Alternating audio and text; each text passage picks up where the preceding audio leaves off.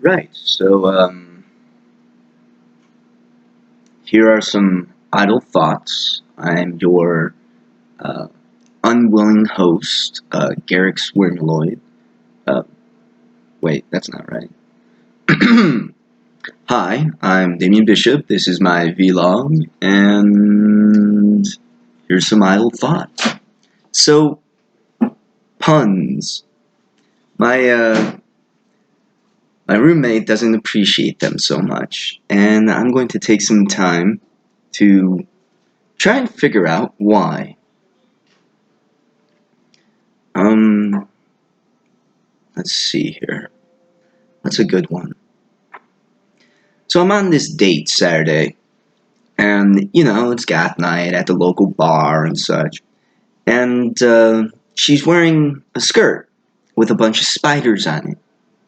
And just because of internet culture, spiders. Nostalgia. Anyway, so she's wearing this skirt with a bunch of spiders on it, and they glow in the dark. Some do, some don't. It's very colorful. And she asked me, "Why aren't I thought you did puns? Why aren't you making any puns?" And I'm like, "Well, you haven't really given me anything to work with here." And so I look at her skirt and I go, "Perhaps it's a matter of the webs we weave. You know, it's just an itsy bitsy problem." And, well, I'm afraid, my dear, you may be stringing me along. Right. Non-standard puns for, any occasion. It's wonderful. It's great. Um, let's see here. Another one is, my little brother's in Paris right now, right? And, God, my life sounds more exciting than it has ever been. So my little brother's in Paris, and the parents are giving him a hard time, and he's at the age where he can drink now. And he goes, "Yeah, the vodka will help." And I go, "Well, don't they call it the water of life over there? And perhaps you shouldn't be rushing into such things, you know?" Now,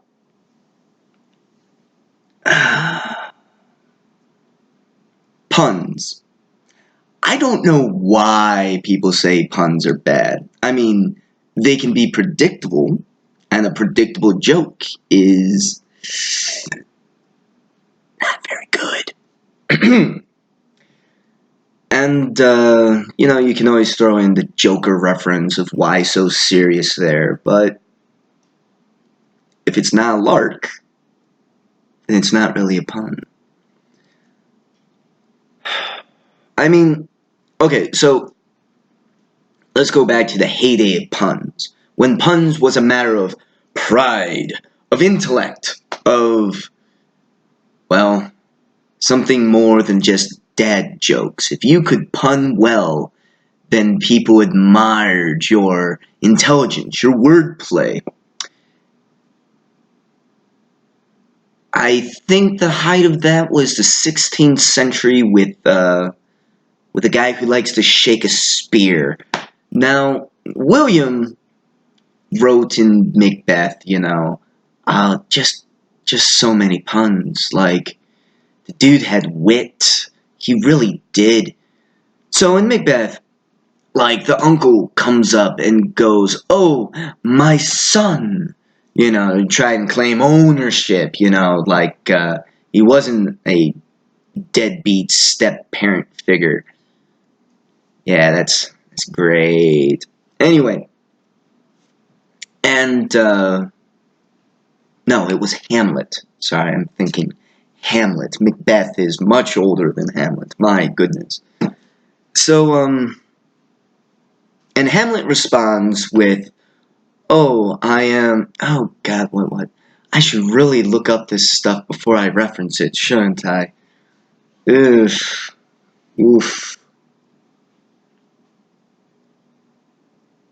Anyway, so they play. So there is wordplay in there. I'm sorry I don't have the quote on hand. I'm sorry my memory is not the way it used to be. Well, I don't ever remember my memory being good. Regardless, a pun is taking two things that are similar, like the answer to any good riddle. It's two things you know very well and blending them together, relating them to one another. It is a form, a shorthand form, of lateral thinking. Instead of going 1, 2, 3, you are cheating by going 1 plus 2 equals 3. Or probably a better example would be 1, 2, 3, 4, 5.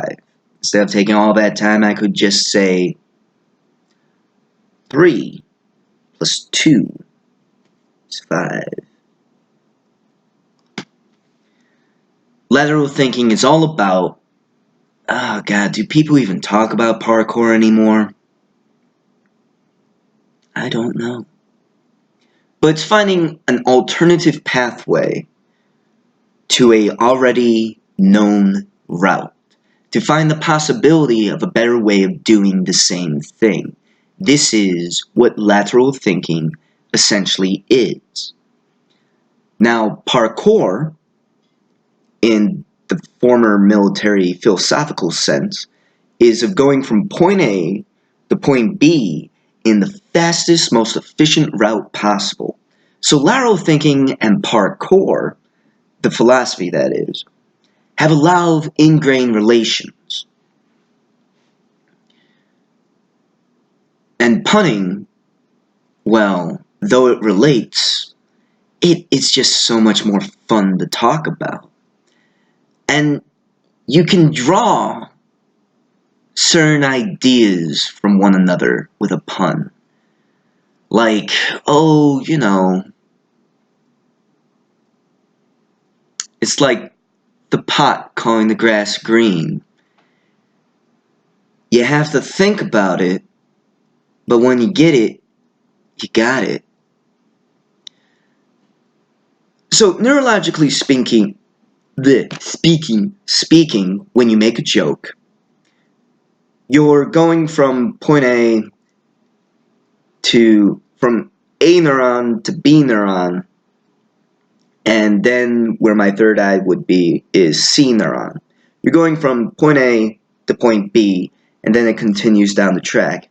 When you tell a joke, you're leading it from A neuron to C neuron, and when you finish the joke, it collapses back this way. So it starts off going here, deviates because it's not what you think it is, and then it's back to what you think of it as.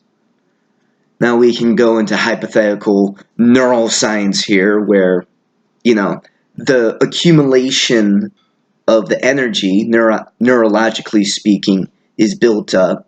And when it slams back through, it takes all that extra energy with it. And that's why when you learn through humor, it is stronger, more efficient. It makes better neural pathways through your chromagnum. Wow, my articulation. I suck today, guys. I am sorry.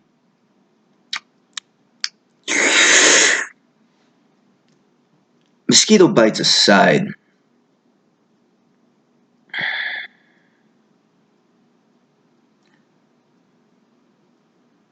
so it is perhaps with this neurological energetic collapse we get the "oh, that was so bad" puns out there.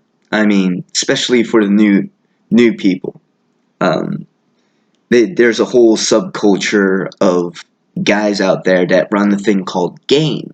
And when you start game, you have no idea what you're doing, and you are going to fall on your face a lot. As anyone does, but, you know, it's much more free form. And anyway, I'm not talking about that lifestyle. But when you begin the pun, it's very easy to go for the obvious stuff. And sometimes it's the best to go for the obvious stuff.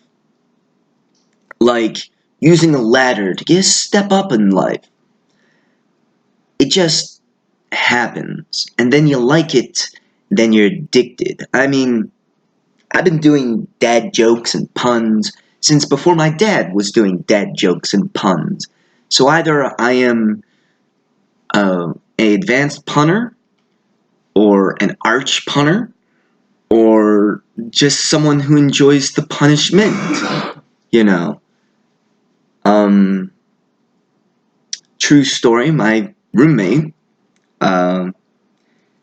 took the time to double my rent every time I made a pun. And we got into the sex octillions for 1 month, pay, mind you, before he just forgot about the whole thing entirely.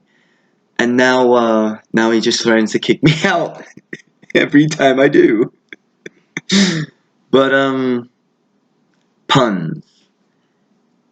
Is it a secret form of intelligence? Like the Spartans and their put-downs? I mean, the Spartans back in the day, not known for their intelligence. However, very well known for putting verbal smackdowns on people. Like, oof, that's impressive. And Aristotle once spoke of Spartans having a secret intelligence via that regard. In Japan, puns are very cherished and appreciated. I mean, Dragon Ball Z references. Why do I bother? I'm not even sure. What am I doing with my life? Dragon Ball Z references, everybody. Just why? Why? The memes.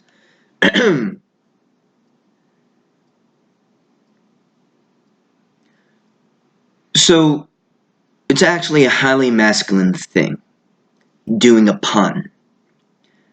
Primarily because it is a self-pleasing thing. You make a good pun, and it's almost a reward at the chortle of groans that ring around the room. It is a delight. And even when no one is there, you can make the pun to yourself and be rewarded by your own humor. It is a wealth of fun.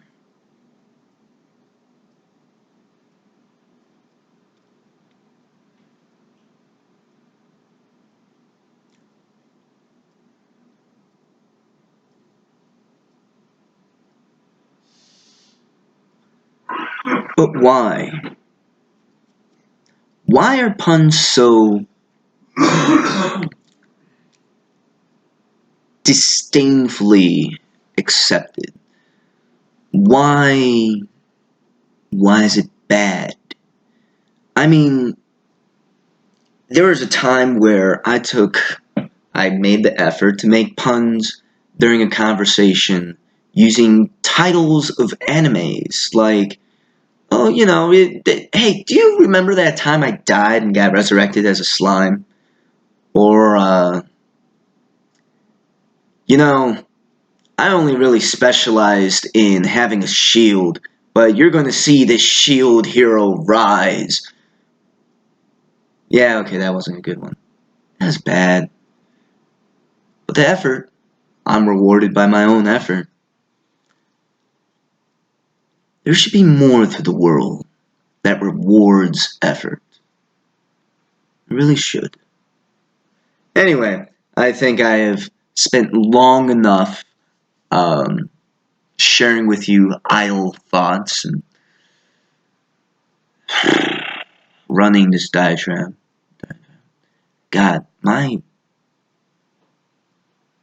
words suck today. They suck. but it's a blog, so who cares? Bye-bye.